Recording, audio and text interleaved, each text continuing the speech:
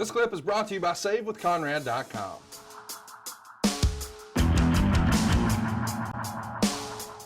You could float around. You could, nobody knew who you were. Of course, coming off that Atlanta TV, right. Now I was starting to get recognized, and I saw the power of being on that television for the first time. And it was stout because you got recognized a lot. 605 to 805, buddy. If you're plastered on that screen, people get to know you pretty quick. Before we talk about you being in public and getting recognized, I want to come right back to that. I do want to ask about the mask. Did you ever do anything fun with the mask? Did you ever go into a bar wearing the mask, or, wake up a girlfriend or something wearing the mask and just scare the shit out of them? We had a laugh about this here at the house the other day. We're talking about stuff, and day 2, we worked Mobile. We came across the bridge. We pulled in the beer stop. I went in the beer store and bought a 12-pack with the mask on because the parking lot was full of fans that had followed us from the arena. Yeah. There was probably 6 cars. Yeah. With people. Now, in those days, I wasn't about to make that 50-mile drive with no cold beer. Right. And sometimes they would follow us, which I found out that night. I got a lot of information that night. They would follow you all the way back to Pensacola. Oh my gosh. Fans were rabid, Conrad. And what was their plan? Like, whenever we get when we're there, I'm gonna. Well, it was more about them pulling up beside you, waving, blowing the horn. Oh gosh. As baby faces, remember? Yeah. So some of those were females, and they weren't blowing for the guy in the mask. They were blowing for Scott Armstrong or Mr. Olympia or whoever the baby faces were. They're just going, who is this guy with Jerry's mask on, for God's sakes? I love that you use the phrase. They weren't blowing for the mask on. They were yeah. Who's the big swolled up lucha guy? Yeah. So, it was a different mentality, and they would get all the way to Pensacola, and right there at that Interstate 10 and 110 split, as soon as they figured out we weren't going to stop again, because when we stopped, we would sign autographs and talk to them for a minute and, ingratiate them for spending their time on us and all that stuff. When they saw you dip down 110, they knew you were heading home, and they would just circle back, head right back to 50 miles and go back to Mobile. Their allegiance was awesome. So you talked about getting recognized a lot once you were on the 605 TV. Did you have any interesting moments? I'm always fascinated where, guys who have been on TV, reach that celebrity status, and then they meet people in an everyday walk of life.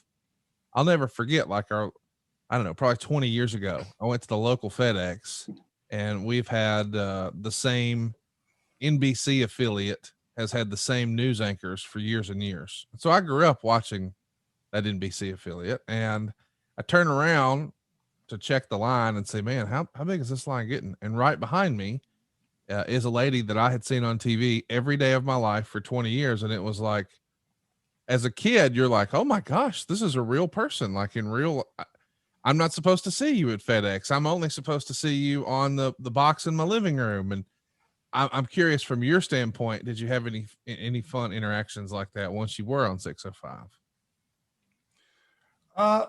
Before we go there,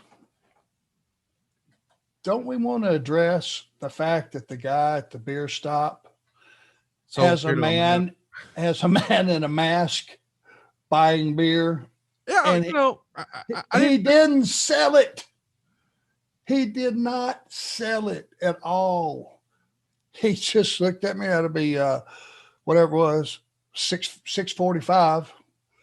Put my money down, gave me the change. He never looked at me cockeyed like something was wrong with this. Well, and come to find out, because I had to ask. I thought they were ribbing me to get arrested when they said, no, you can go in. You can go in the store. Jerry had been going in there with a mask on, wrestling too, for years. That beer stop had been in place for years. So that guy knew. It's no big deal. Yeah. Okay, now we can move ahead. It is kind of funny when you think about it, though, because If it's you almost walk like it's almost like there's a special code, like, but what if he carded you and then he wants to see your ID that says Marty Lundy, but you're wearing this mask and he can't tell if that's really you? It's a fun visual. It would have been funnier if there was maybe a gimmick driver's license and you had one made with a mask on. Olympia, super, parts unknown. parts unknown, but he must be from around here somewhere. Yes, exactly. Or he's going to be riding around with that mask for a long time. It says parts unknown, but that sounds like Rome, Georgia on the accent there. I don't know. Wow. Rome, Georgia. So you guys from Huntsville still looking down on us? Oh, no. I'm just saying, like, if you're in Pensacola, parts unknown, hypothetically, New Jersey and Michigan probably sound a little different than Rome, Georgia. That's all. You're right. And you know what? For the first couple of weeks, you would hear people like, now the next week I'm riding with Scotty Armstrong over there and stuff. Or sometimes I would, it's such a short trip. Sure. You just drive. I feel strongly that saving money is important. If it's not something we worry about now, boy, we are really going to worry about it later. And I want to help you get out of debt faster and do it with cheaper monthly payments. I'm talking to you if you're in a 30-year loan. Now is the time to take years off of your loan. We're routinely helping our listeners cut 5, 10, even 15 years off their loan. And you can do this without perfect credit with no money out of pocket. You've just got to start at savewithconrad.com. By yourself, but you would hear people and they were going, that's Buzz Sawyer. That's Dick Slater. And they were guessing at who you could be. And that part was pretty fun, and then they started to figure out after I'd been there, the left hand was a giveaway. The wrestling fans are smart. They would pick up on your style and your moves and your move set. Yeah. And they would start to figure out who you were. They would put 2 and 2 together. Yeah. I mean, I'll never forget, watching ECW in the mid to late 90s, and they brought Ravishing Rick Rude out in a hood.